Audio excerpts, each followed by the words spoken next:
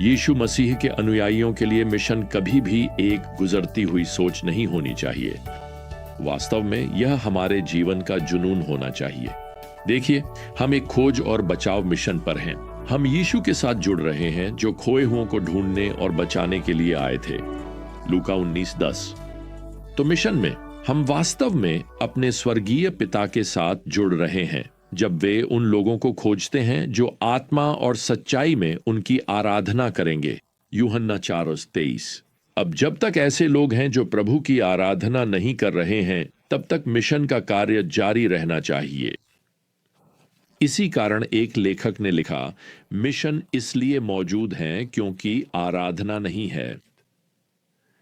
खैर, जैसे जैसे हम समय के अनुसार घटित हुई सुसमाचारों की हमारी ज्ञान यात्रा को पूरा कर रहे हैं, यह हमें वास्तव में हैरान नहीं करना चाहिए कि अंतिम जोर एक सार्वभौमिक मिशनरी आदेश पर है और हम इसे महान आदेश, द ग्रेट कमीशन कहते हैं। दुर्भाग्यवश आज मुझे लगता है कि हम इसे महान चूक, द ग्रेट ओमिशन भी कह सकते हैं। अब मैं मत्ती 28 के अंतिम अनुच्छेद से पढ़ रहा हूं, जहां यीशु न केवल महान आदेश प्रस्तुत करते हैं, बल्कि इस महान आदेश के लिए रणनीति भी बताते हैं।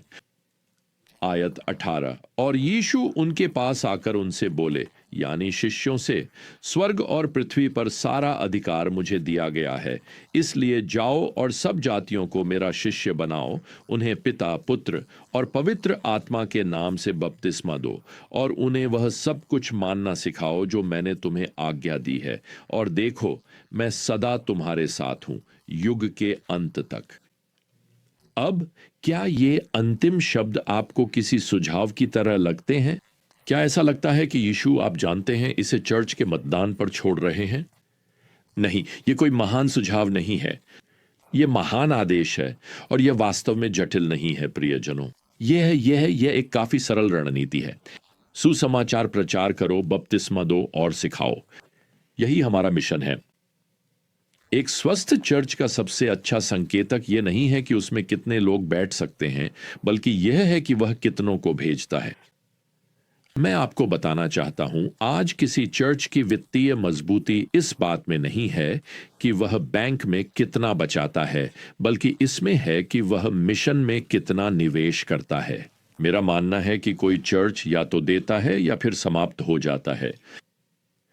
अब इसके साथ मैं मरकुस के सुसमाचार के अंतिम कुछ पदों की ओर मुड़ता हूं, क्योंकि यहां मरकुस 16 और पद 15 में मरकुस प्रभु के शब्दों को दर्ज करते हैं, सारी दुनिया में जाओ और सारी सृष्टि को सुसमाचार सुनाओ। तो मत्ती का सुसमाचार हमारे मिशन के लिए रणनीति प्रदान करता है। मरकुस महान आयोग के दायरे को बताता है और यह पूरी दुनिया के लिए है। वास्तव में मरकुस का सुसमाचार यहां आगे बढ़कर दर्ज करता है कि यह प्रेरित समुदाय जिन अलौकिक चिन्हों के साथ आएगा, ये चिन्ह यीशु मसीह के द्वारा उद्धार के उनके संदेश को प्रमाणित करेंगे। देखिए, नया नियम अभी तक लिखा नहीं गया है। ईसाई एकत्र होकर रोमियो की पुस्तक का अध्ययन नहीं कर सकते या प्रकाशित वाक्य की पुस्तक नहीं पढ़ सकते। वे इन सुसमाचार विवरणों को भी बाद तक पढ़ नहीं सकते। बाइबल के पूर्ण होने से पहले परमेश्वर इन अस्थाई, अलौकिक और निर्विवाद चिन्हों को उस प्रारंभिक प्रेरित समुदाय के साथ देता है, चाहे वह ऐसी भाषा में बोलना हो जिसे उन्होंने कभी स्कूल में नहीं सीखा, चर्च के शत्रुओं द्वारा सांप के काटने या विष देने के बावजूद जीवित बचना हो, या उन राक्षसों को निकालना हो जो रास्ते में बाधा डालते हैं। परमेश्वर ने चमत्कारिक रूप से उनके सेवा कार्य की स्थापना उन चिन्हों के साथ की जिन्हें केवल परमेश्वर ही उत्पन्न कर सकता था। अब आज अगर कोई जानना चाहता है कि, मान लीजिए, अगर मैं परमेश्वर के वचन की सच्चाई का प्रतिनिधित्व करता हूं, तो उन्हें मुझे मंदारिन भाषा में बोलते हुए सुनने की जरूरत नहीं है। उन्हें यह भी जरूरत नहीं है कि आप जानते हैं, मुझे कब्रिस्तान जाकर किसी को मृतकों में से जीवित करते हुए या किसी लाइलाज बीमारी से किसी को चंगा करते हुए देखें। उन्हें बस इतना करना है कि वे जो मैं कहता हूं उसे पूर्ण परमेश्वर के वचन के साथ परख लें। अब इसके साथ मैं लूका के सुसमाचार की ओर जाना चाहता हूं, अध्याय 24 में, जहां हमें महान आदेश का सार दिया गया है। यह हमें यहां पद 45 में दिया गया है। तब यीशु ने उनकी समझ खोल दी कि वे पवित्र शास्त्र को समझ सकें और उनसे कहा, ऐसा ही लिखा है कि मसीह को दुख उठाना चाहिए और तीसरे दिन मृतकों में से जी उठना चाहिए और पापों की क्षमा के लिए मन फिराव का प्रचार उसके नाम से सब जातियों में यरूशलेम से शुरू करके किया जाना चाहिए। तो महान आदेश का सार वास्तव में सरल सुसमाचार संदेश है, लेकिन यही चुनौती है ना?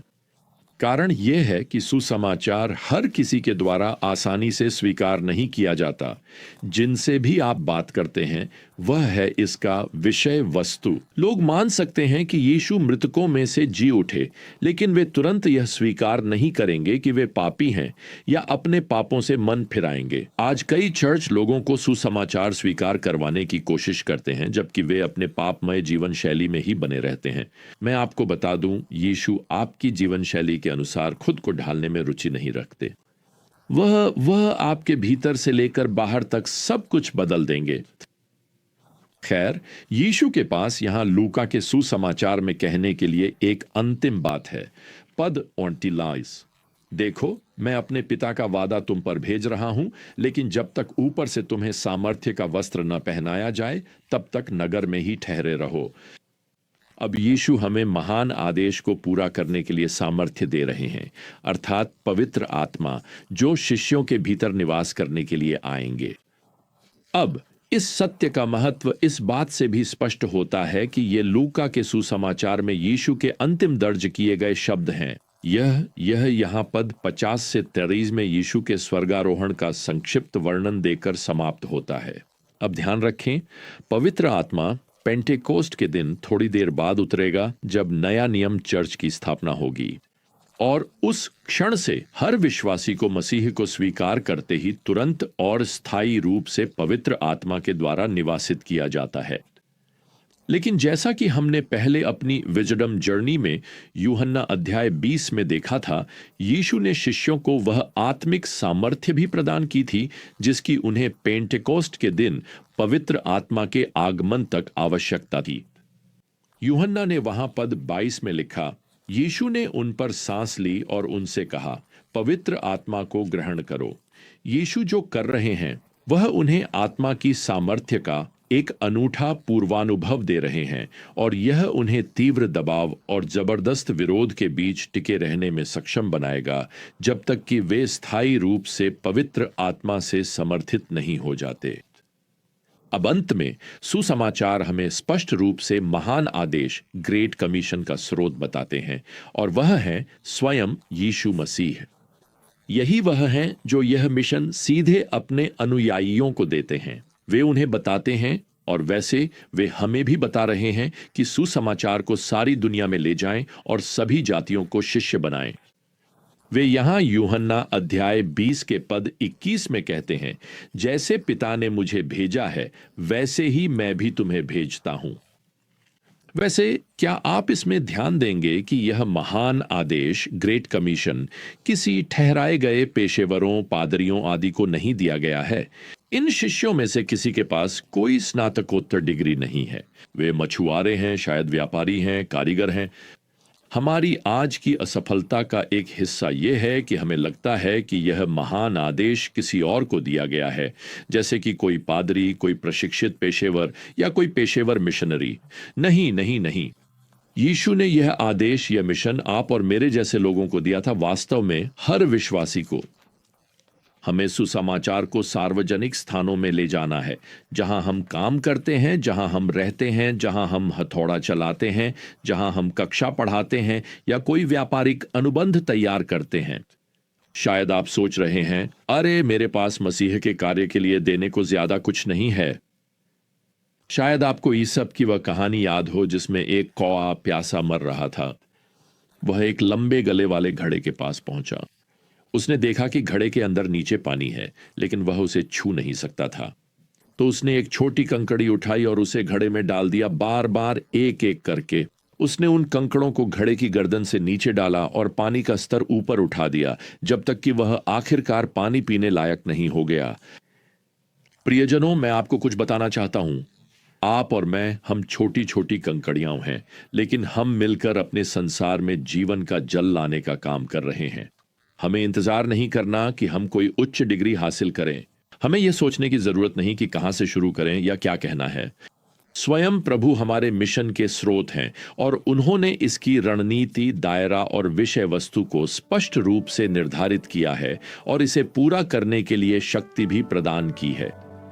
हमें बस उनका अनुसरण करना है और जो कुछ भी वे हमसे करने को कहते हैं उसमें उनकी आज्ञा माननी है। जब हम इस वैश्विक मिशन में एक एक छोटी कंकड़ी की तरह उनके साथ जुड़ते हैं, तो जब तक हम अपनी ज्ञान यात्रा पर फिर से रवाना नहीं होते, प्रभु यीशु मसीह का अनुग्रह, परमेश्वर का प्रेम और पवित्र आत्मा की संगति आप सभी के साथ बनी रहे। आमीन।